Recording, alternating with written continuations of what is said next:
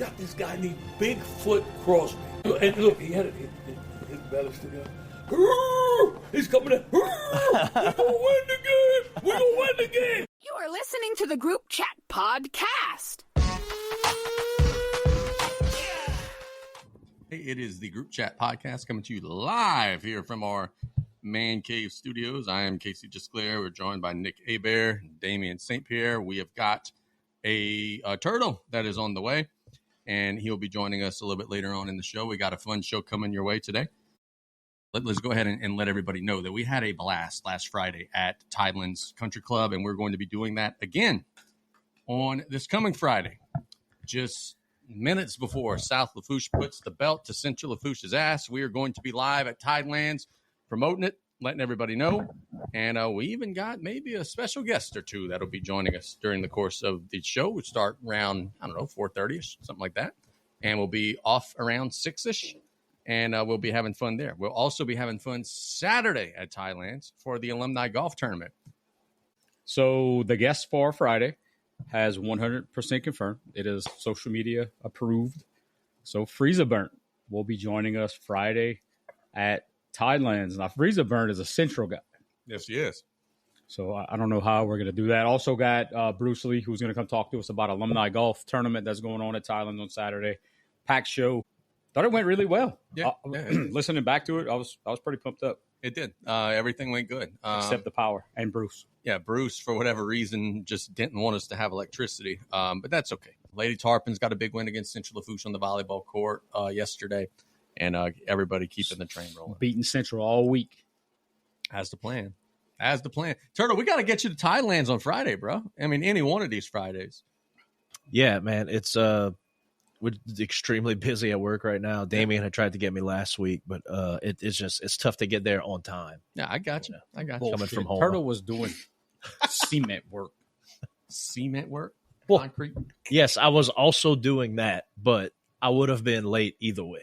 Let's talk about South Lafourche now. Let's jump into the Tarpons. They get a win over Pearl River. I actually got some stats. Meathead, 25 carries, 173 yards. And his longest runner of the night got called back by a penalty. For a penalty that BJ Young says was absolutely not a penalty. A shift. I think it was a legal shift. Yeah. Josh Mack had a pretty nice day other than one throw in the second quarter. T had a nice day. Really, all the Tarpon receivers had a nice day. Dre had 6 catches. Baby J had a nice game. And I think the story of the game was South Lafourche's defense, man. They were facing a Pearl River offense. That Hutchinson kid, the quarterback, was real good. That big running back was a freak, 6'3", 245. Like, that was a big-ass kid. And whenever South Lafourche needed to get stops, they got him. And talking to BJ, the one thing they're trying to eliminate are self-inflicted mistakes. You're up 19-7 at the end of the first half. Going in to score to make it 26-7, you throw a pick. Then they get the ball first, start the third. They scored 19-14. You're going in to score to grab back control. You fumble. You never got stopped on Friday. You stopped yourself a couple times with some mistakes. And BJ said, hey, look, that's what we got to clean up. Right now, we are our own biggest opponent. If they do clean up some of those things, though, this is a very explosive football team that could do a lot of things really well. That was an impressive win, but Pearl River's not a bad football team. And the Tarpons, quite frankly, if you clean up the mistakes, are won by 3-4 scores. Yeah, I thought it was a really good game on Friday night. I think a lot of the players that we keyed in on had really good games. I know Nick called out Braxton Pitre. Dude, it was a freaking monster on defense on Friday night. And the thing about the Tarpons right now, that's a big game to win, to get that feeling and to know that, hey, look, everything we've been working on is successful. We understand it. We got confidence in it. And the defense came up. Their defense kind of gets the redheaded stepchild treatment sometimes because of the explosiveness of the offense and some of the folks that are on offense getting a lot of attention. But when it was needed, the defense came through. It was a big 4th down stop late in the game that sealed the victory. And looking forward to another dub this weekend, this Friday night. That's for weekend. That's fun. Yeah. Shout out our old buddy Joao Arujo. Dude. Made some big plays on defense. Right. He looks like a professional wrestler, dude. He is huge. No, all kidding aside, I know everybody's laughing. And nicest kid in the world, too. But Joao in Biddy was the kid that was yay tall. Now, look, he's still not very tall, but he's got the gun show going, man. He's been eating the spinach. He's a big, big boy. That's a man. And he is making some huge plays, like you said, on the defensive side, man. Very impressed. Very impressed. Your boy Braxton had a huge game, too.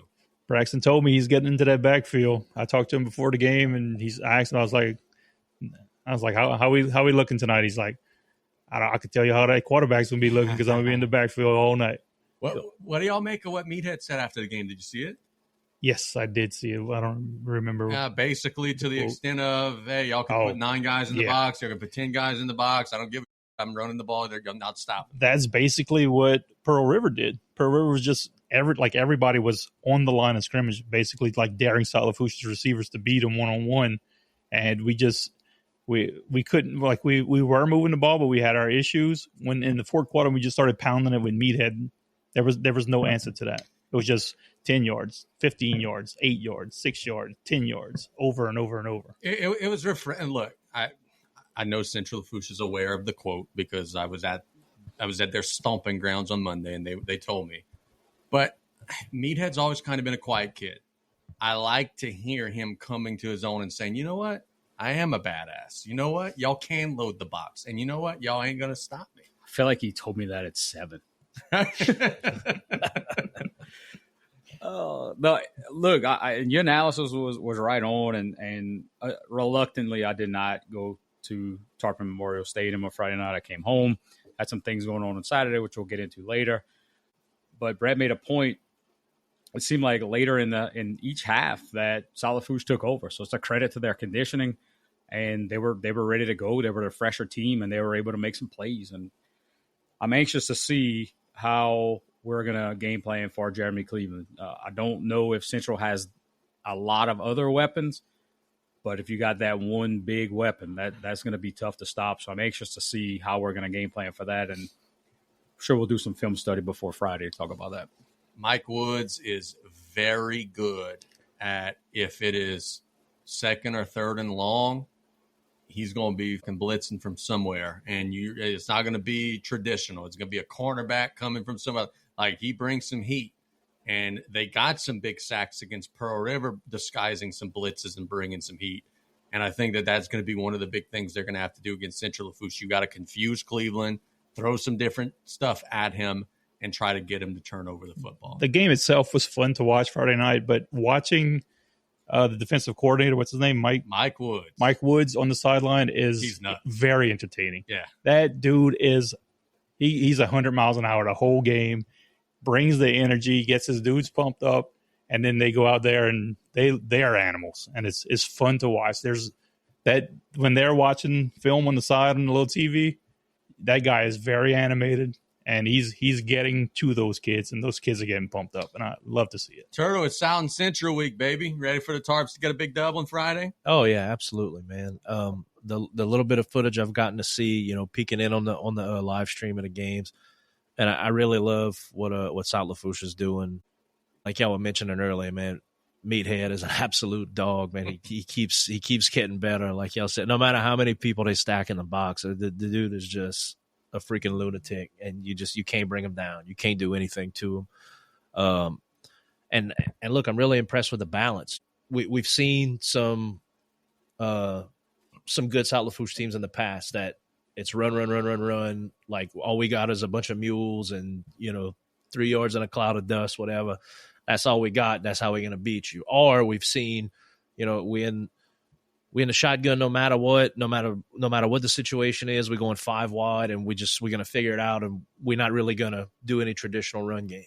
Like, I like the balance. Yep. I like the happy medium. I like where this team is right now. I'm excited. I've seen a little bit of Central Lafourche footage. I don't think they're a slouch. I don't think it's going to be easy. I don't think it's going to be dominant, but 28-14 is not out of the realm of possibility. Yep. I don't think. Yep. Who are you pulling for?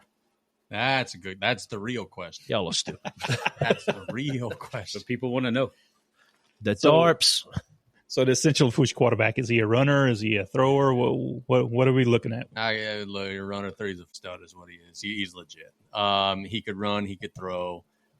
He's really good at he will roll out, make you miss, get to the outside, and then when the DB's and the safety's like, oh, he's running, he'll throw the ball 50 yards down the field to a receiver that's open.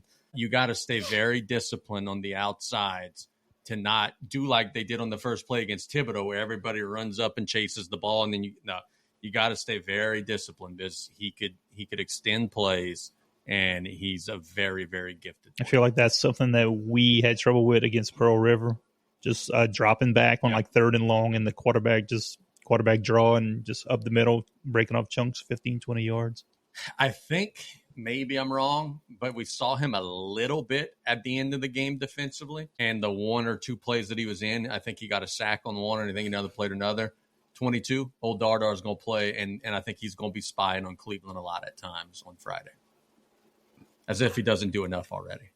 We talk about Meathead, and he had obviously 170-yard tremendous game. How good is Thibodeau on the defensive line that kind of held him in check? Very, very good. Thibodeau's really good, man. Thibodeau beat a good Landry team and just blew the brakes off of them on Friday. They're going to be favored to beat Assumption on Friday, so they're going to probably get to 3-0.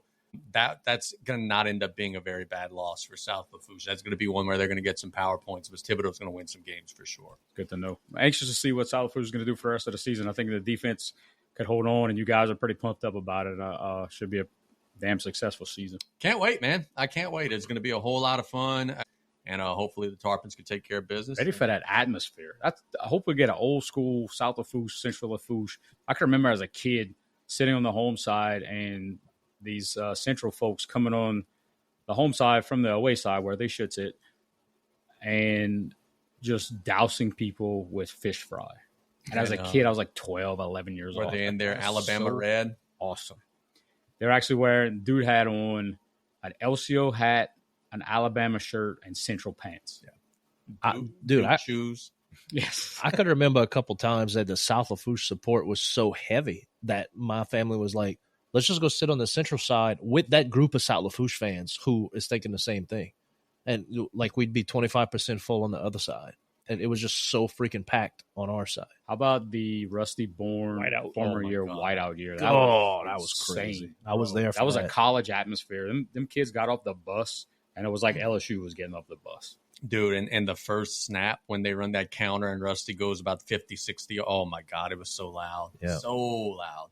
I'll never forget at the end of the game, like we only have like these cycles traditionally with South Lafourche football where every once in a while, we've got a top 10 team. And, the discussion, I think we were maybe 8 in the state at the time or something like that. I remember they talking about the playoffs coming up, and this one lady, I said they're number 1. I'll never forget that statement, that exact hardcore accent. I said they're number 1 them. That will stay in my brain till the day I die. Hopefully we could have some magic. Speaking of magic, this weekend, you guys, oh my God. Got a call on Monday morning from Mr. Tyler Lewis at Terrapon. Tyler said, hey, y'all come and film Friday? Yes, sir, Tyler, we're going to film on Friday. Said, okay, just want to put you down. He said, because media requests, we don't have enough room in the press box.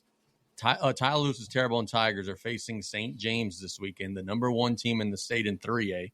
Terrebonne is one of the best teams in the state in 5A. The fan bases are going at one another on social media, so it's becoming a big rivalry.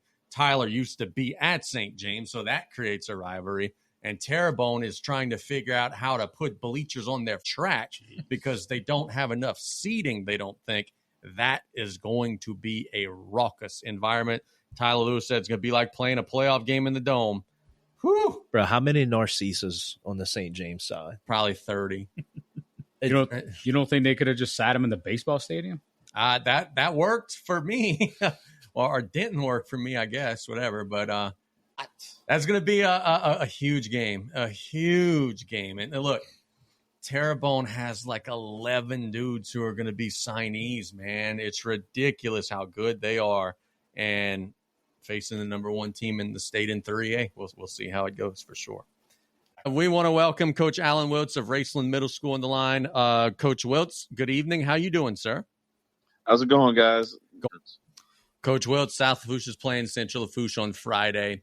You are an assistant boys basketball coach at Central Lafourche, so you spend a lot of time with Jeremy Cleveland. We were talking earlier in the show about how special of a player he is, how gifted he is at extending plays, and ultimately, too, this is a kid who's just an unbelievable human being. From being around him as much as you have, tell us a little bit about that Central Lafourche starting quarterback. I mean, it's one of the first Raceland kids to go on to start at quarterback that I coached. So I have a real, special connection with him, working with him since he was in 6th grade on. And then just to kind of see him, he was a 2-year starter at quarterback here at Raceland. Just to see him kind of just grow up and mature. He's still got a funny bone in him. He's a silly goose too, but but that's what his I'm trying to keep it clean. But that's what his charm is, and it's very it's very addictive when it comes to his other teammates. Like sometimes it can be a distraction. Jeremy knows it, but most of the time it's what kind of fuels the team. And he also has a fiery side to him, and that's the side that's what carries him to do great things on the court and on the football field. And I couldn't wish I couldn't wish him any better of a chance to do something great here. I hope he does something awesome. I know South is going to be a great matchup. It's been a great matchup between these two teams for the last few years. It's kind of been going back and forth, which we haven't really had between South Lafourche and Central. It's been kind of one-sided, unfortunately. I'm a Trojan alumni, so I definitely see it and feel it. No, we were okay with how it was in the 90s and 2000s. That was all right. Hey, look, we won my sophomore and junior year. That's all I can say. So I wasn't square. Yeah. But yeah, I think he's a great kid, and I'm hoping that he does great things, not only this year but beyond. Yeah, no doubt. Coach, without giving out too much information, obviously we're not watching a ton of film, and our viewers at the house probably be showing up to Friday night and wondering what's going on with the Central kids. Tell us some other folks on that team that may not get as much publicity as Cleveland does, and who we need to look out for on Friday night.